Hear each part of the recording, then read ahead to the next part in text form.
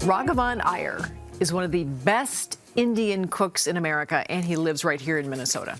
Iyer was born and raised in Mumbai. He arrived in Marshall, Minnesota in the 1980s to go to school, and his experiences there lit his passion for the flavors of his homeland and sharing them with others. Reporter Kaomi Lee got to meet with Iyer, who's now on his final life adventure. When Raghavan Iyer cooks, there's color, texture, and spices. I eat with all my senses, you know? Iyer is the Emmy and James Beard award-winning author of 7 books, including his latest, On the Curry Trail. At age 61, he's still teaching. He's showing me how to make a savory Indian dish of tapioca pearls, spinach, peanuts, chilies, and spices. As someone who prepares Indian food from a jar, this seems approachable, even for a novice Indian food cook like me. You know what I love is that the flavors have so much impact. Iyer has been sharing his knowledge for decades. My name is Raghavan Iyer. I'm a James Beard award-winning culinary educator, author, and consultant.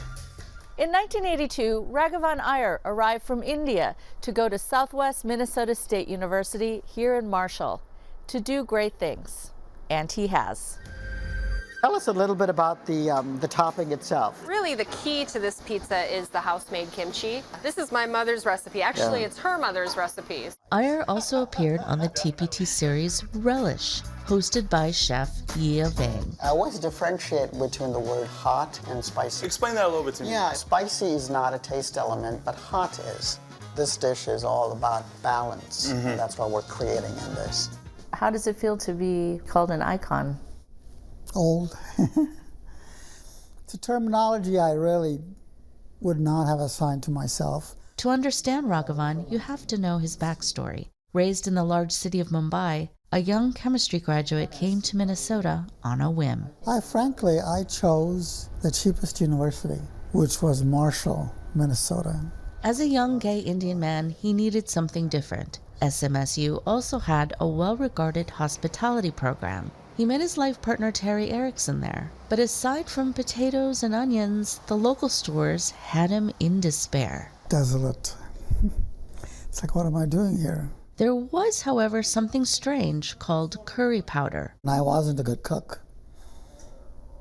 So I came here not knowing how to cook. I learned how to boil water, and my first meals were all, sprinkled liberally with curry powder because that's all that was available at that time.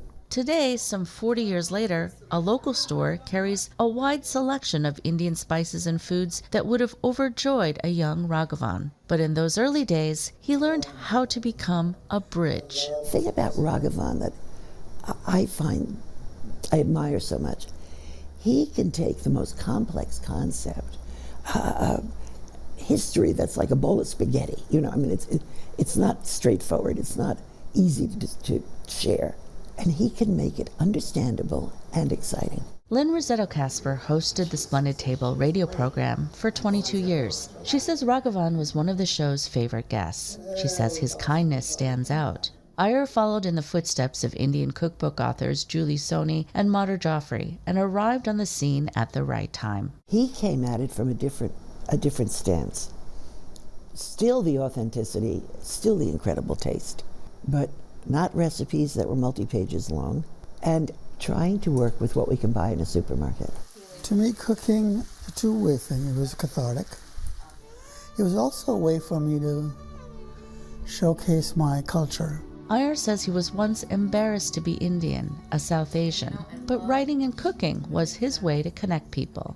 Now he's on his final journey. Iyer has been living with stage 4 colorectal cancer for the past 5 years. He turned in his latest book, tracing Indian curry from its colonial roots between chemo treatments. I sat down at the computer and I thought, you know what? I don't have control over cancer, but I have control over my deadline. Iyer knows his own time is coming to an end. He says Terry, their son Robert, his family in India, and the many friends he's made along the way are his legacy. I don't want to say he left behind 7 books, an Emmy, handful of James Beard, Julia Child Awards. Yeah, they were meaningful. They were, they served the purpose. They made my career what they were. But at the end of the day,